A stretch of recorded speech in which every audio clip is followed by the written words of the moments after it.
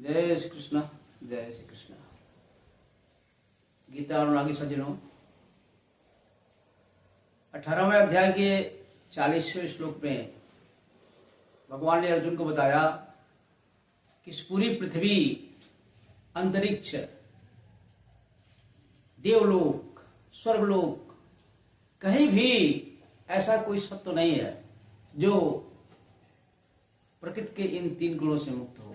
चाहे देवता हो, चाहे राक्षस हो, चाहे मनुष्य हो, चाहे जानवर हो, सभी प्रकृति द्वारा निर्मित 3 गुणों से युक्त है। इसलिए ये जो मनुष्यों की 4 श्रेणियां की गई, ब्राह्मण, क्षत्रिय, शूद्र और वैश्य, तो ये सारे जो भी वर्ण के प्राणी हैं वे अपने स्वभाव के अनुगत होकर ही काम करते हैं। अब ये स्वभाव क्या होता है? स्वभाव प्राणियों के जन्म जन्मांतर में किए हुए कर्मों का वो सोच है, वो विचार है, और तब बनता है। ये स्वभाव यानी ईश्वर की त्रिगुणमयी माया, स्वभाव अचानक नहीं मिल जाता है। कई जन्मों के संस्कार, तो अब कैसा वो आदमी पिछले जन्मों से कितने जन्मों किया, तो इसलिए सभी चाहे ब्राह्मण हो, क्षत्रिय हो, वैश्य हो, शूद्र हो, अपने अपने स्वभाव के अनुसार ही काम करते हैं। तो इस पर सर्वप्रथम ब्राह्मण के स्वभाव का वर्णन करते हुए भगवान क्या कहते हैं? समो दमः तपः शौचम शांति आर्जवम एवच ज्ञानम विज्ञानम। ये भगवान बोले ब्राह्मण कर्म स्वभावजम, विज्ञानम विज्ञानम आस्तिक्यम ब्राह्मण कर्म स्वभावजम। ये ब्राह्मण का ये 7 कर्म बताए कि ब्राह्मण के अंदर पहले तो सम होना चाहिए, ये अपने आप पे नियंत्रण, और अपने अंतःकरण का निरोध, उसका मन चंचल नहीं होता है, और उसके अंदर और बाहर की पवित्रता होती है, शौच होता है। ये ब्राह्मण ज्ञान से युक्त होता है, विज्ञान से युक्त होता है, और उसके अंदर आस्तिकता होती है। आस्तिकता का मतलब वेद वाणी, वेद शास्त्र और भी जितने अच्छी पुस्तकें हैं, और उसको इस लोक और परलोक और बड़े महापुरुषों की वाणी में विश्वास साक्षात के शरीर से, ये उसका क्या आस्तिकता है। और ये जो गुण इसके रहते हैं, भगवान ने बताया ये ब्राह्मण का स्वभाव है। और अगर इस तरह से कोई भी व्यक्ति आचरण करता है तो उसको ब्राह्मण मानना चाहिए। इसके बाद भगवान क्षत्रिय के स्वभाव का वर्णन करते हैं। शौर्यम तेजो धृतिदाक्ष्यम युद्धे च अपलायनम दानम ईश्वर भावश्च छात्र धर्म स्वभावश्च। ये ब्राह्मण से 1-2 गुण कम है, लेकिन क्षत्रिय के अंदर शौर्य होता है, ये वीरता और तेज वह गुण है जिससे अपने व्यक्तित्व द्वारा जो है दूसरे को प्रभावित करता है, और अगला व्यक्ति उसके प्रभाव में कोई गलत काम नहीं करता है, और उससे भी उसका सम्मान करता है। और धैर्य, और किसी भी काम करने की दक्षता उसके अंदर होती है। और सबसे बड़ा गुण क्षत्रिय का भगवान ने बताया कि अगर युद्ध का अवसर मिल जाता है तो वो पीठ दिखा करके भगता नहीं है, वो अपलायनम, और उसके अंदर एक स्वामित्व का भाव है, मैं स्वामी हूं, इस रूप से रहता है। और दान देना, ये सब भगवान बता दिए क्षत्रियों का स्वाभाविक कर्म है। अगर है क्षत्रिय तो वह इन गुणों को लेकर के पैदा हुआ है, उसका स्वभाव ही यही है। और अर्जुन तो क्षत्रिय थे, तो कैसे वो युद्ध नहीं करते, क्योंकि उनका स्वभाव ही यही था, युद्ध करना। इसके बाद भगवान पुनः बताते हैं कृषि गौरक्ष वाणिज्यम, ये किसके लिए बोले भगवान? कृषि गौरक्ष वाणिज्यम वैश्य कर्म स्वभावजम परिचर्यात्मक कर्म सुदृश्य स्वभाव। बता दिए तीन काम, खेती बाड़ी करना और पशु को पालना, चाहे गाय पालिए, भैंस पालिए, बकरी पालिए, जो भी पालिए, ये गौरक्ष्य। और उसके बाद से वाणिज्य। वाणिज्य का मतलब विक्रय करना, क्रय विक्रय, लेकिन उसमें भी सद्व्यवहार होना चाहिए।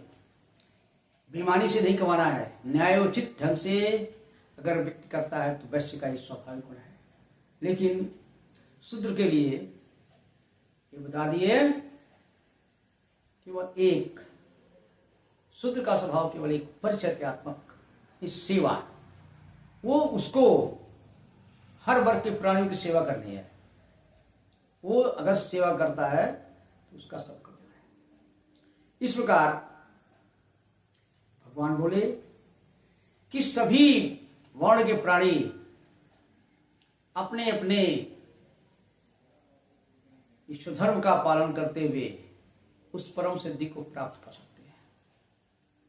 और ये अपना जो कर्म करेंगे वो कर्म ही पूजा है उनकी हो गई। ये ईश्वर में उनकी आस्था रखना, जो आपका धर्म है, जो आपका कर्म है, उसी को करिए। एक दूसरे के धर्म में ये व्यस्त करना, हस्तक्षेप करना, ये तो कदापि बर्दाश्त नहीं है और वो पाप होगा। इस पर भगवान क्या कहते हैं? भगवान कहे श्रेयान स्वधर्मो विग्रह पर धर्मात् स्व अनुष्ठात, यानी कि दूसरे के अच्छी तरह से आचरण किए हुए धर्म की अपेक्षा अपना जो खराब धर्म है वो भी वही अच्छा है। कितना हो दूसरे का धर्म जो हो वो श्रेष्ठ कर लगे आपको, उसको नहीं करना है। इस प्रकार भगवान कहते हैं कि स्वभाव जन्य कर्म न आपलोति किल विषम। और ये जो व्यक्ति का स्वाभाविक कर्म है, अगर ब्राह्मण ब्राह्मण का काम करता है, क्षत्रिय क्षत्रिय काम करता है, वैश्य वैश्य काम करता है, तो उसको किसी भी प्रकार का पाप नहीं लगेगा। भगवान कहे कि आपका जैसा भी है, आपका धर्म क्या कर्म वो जैसा भी है उसको जो है छोड़ना चाहिए। सहजम कर्म कौन्तेय न त्याज्यम। क्या भगवान कहते हैं? भगवान बोले कि आपका जो स्वाभाविक कर्म है उसको जो है नहीं छोड़ना चाहिए, क्योंकि सर्वारंभा ही दोषेण धूमेन अग्नि आवृता। हमारा जो कर्म है, अगर हमको ये मिल गया, हमको वैश्य है, व्यापार करना तो व्यापार ही करेंगे, उसको ही न्यायपूर्वक करेंगे। खेती करना खेती करेंगे, क्योंकि बता दिया ना कि हर कर्म जो है कहीं कहीं उसमें दोष है। जिस प्रकार से अग्नि और धुआं एक ही साथ पैदा होते हैं, अब अग्नि का प्रकाश नहीं, धुआं का वो है, तो इसी तरह से जैसे अग्नि के साथ धुआं है एक दोषमय, उसी प्रकार से हर कर्म में कहीं कहीं दोष है। तो क्या किसान जो वैश्य खेती करता है तो खेती करते समय हल चलाएगा, कुदाल चलाएगा, उसमें बहुत सारे जानवरों की हिंसा हो सकती है, लेकिन ये हिंसा होने पर भी वो दोष में नहीं है। क्यों? उसका सहज कर्म है। क्या नहीं हम खेती नहीं करेंगे, वो ब्राह्मण लोग और पूजा पाठ करते हैं, पढ़ाते हैं, तो ही करें, तो नहीं, ऐसा नहीं कहा है।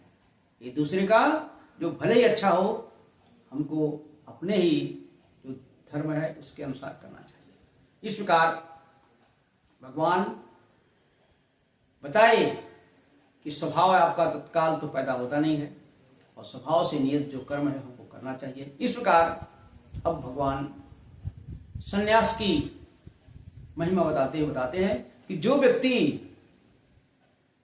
संसार की किसी भी आसक्ति से वो मुक्त है, वो सांसारिक वस्तु में उसकी कोई आसक्ति नहीं है, और स्पृहा अर्थात किसी भी चीज के प्रति आकांक्षा करना उसका नहीं है, और उसने अपने मन को एकदम नियंत्रित कर लिया है, वही व्यक्ति संन्यास का अधिकारी हो सकता है। और जब वो सन्यासी बन जाएगा तो उस संन्यास यानी कि क्या, ज्ञान की पराकाष्ठा, ज्ञान की पराकाष्ठा उसको हो जाएगी। तो वह जो है निष्कर्म सिद्धि ज्ञान जो द्वारा परमात्मा को प्राप्त करेगा। और इस पर पुनः पुनः भगवान संन्यास की महिमा को आगे बताएंगे। आज के लिए इतना ही। जय श्री कृष्ण, जय श्री कृष्ण।